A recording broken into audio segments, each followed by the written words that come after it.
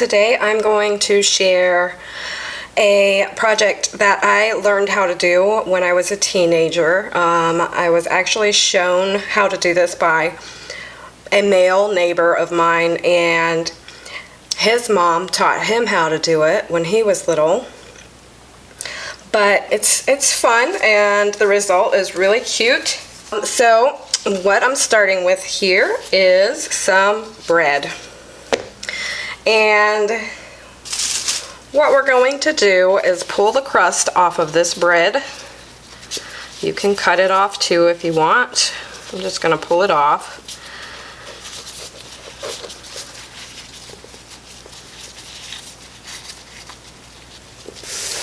Okay, so we have our bread. And then I am just going to use this, and it is just Elmer's glue. We're just going to pour this Elmer's glue right on our bread. Ooh, that looks yummy, doesn't it? All right, and now what we're going to do is make a little bread sandwich, a little glue bread sandwich, and we're going to mush it up. And we're just going to mush this all together and get it all mixed in.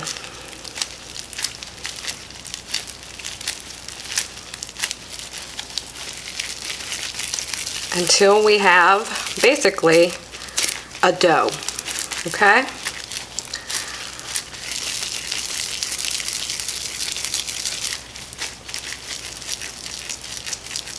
And now I'm just going to use some tin foil to put down here because this is going to get sticky.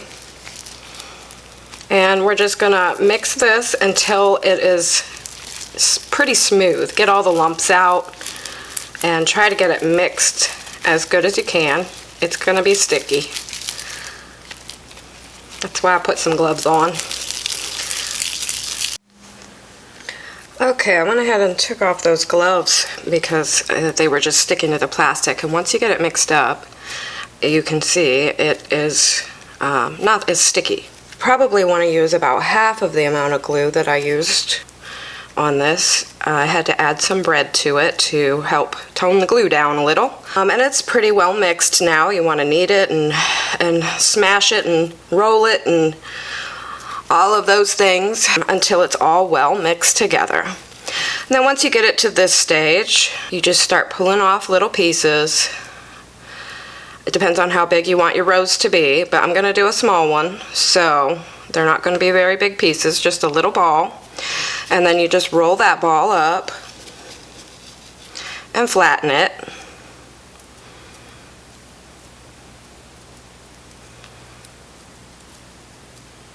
So do something like that, like a little hamburger kind of shape. And then we're just going to take this at the edge and start turning the edge in and rolling it over on itself, just like that, okay? And we have our first piece. Now I'm just going to keep repeating this process. I'm gonna pull off a little ball, and I'm gonna roll it.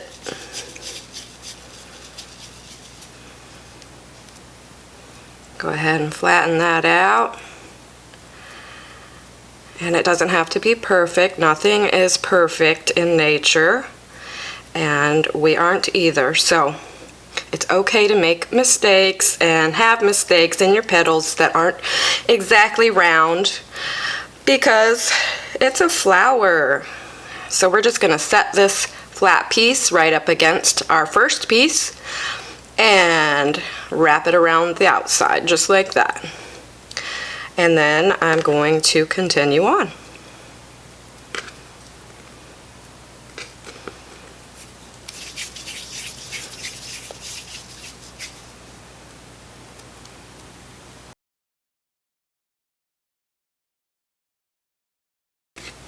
That's flat. I'm just going to go ahead and add it on here, just like that.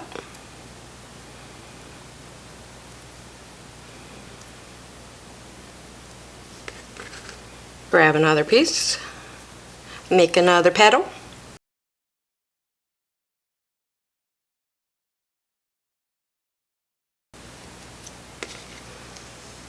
add another one on where we don't have any yet.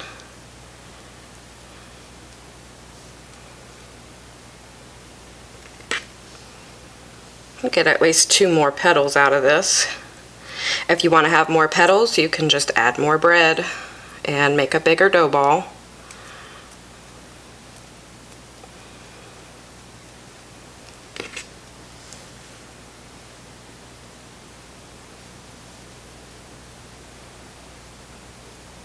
It looks like we'll get one more. That's why it's good to roll it. It doesn't like to flatten out evenly if you don't roll it. Last petal.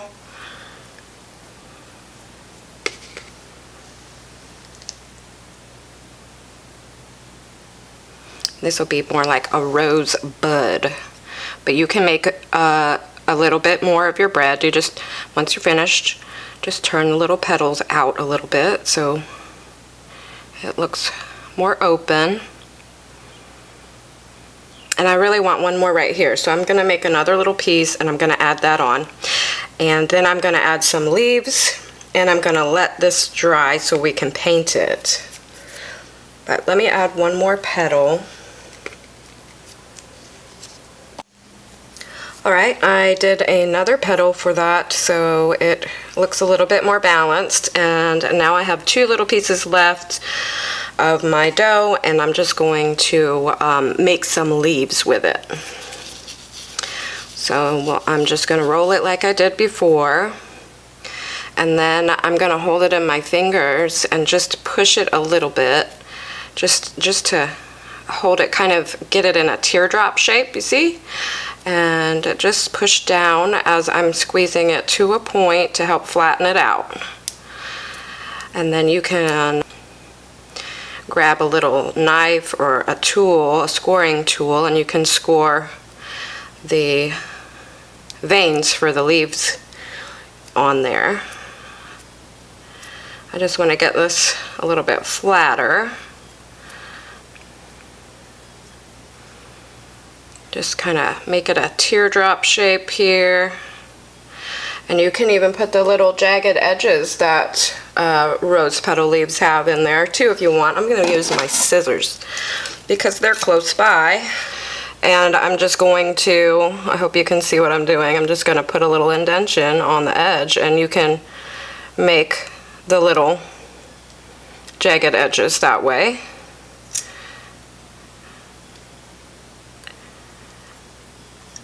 Okay, and then for the veins, I'm just going to do a straight line with my scissors and then all of the diagonal ones.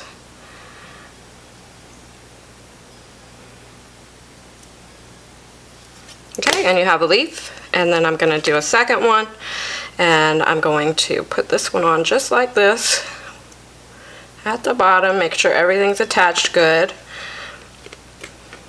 If you misshape some of your petals, then you can fix them.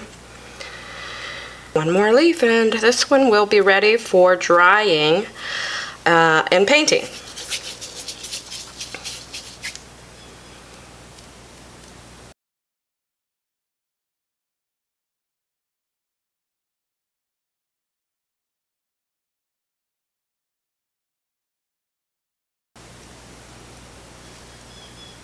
Alright, let's let this one dry.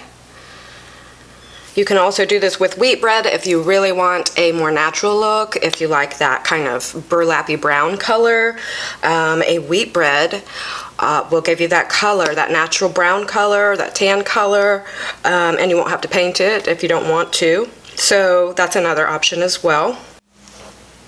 Okay, so they are all finished, and I added some leaves to this one. I went ahead and made a wheat bread one, and I need to make some leaves for that one, but I did it just for an example so you could see what I meant. And it's wet right now, so it will start to lighten as it dries. More of the the color of the wheat bread.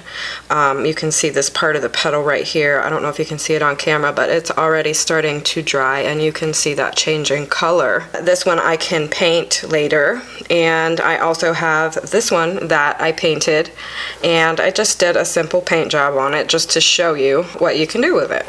And they just make cute little decorative things to go on your shelf or whatever you decide to use them for.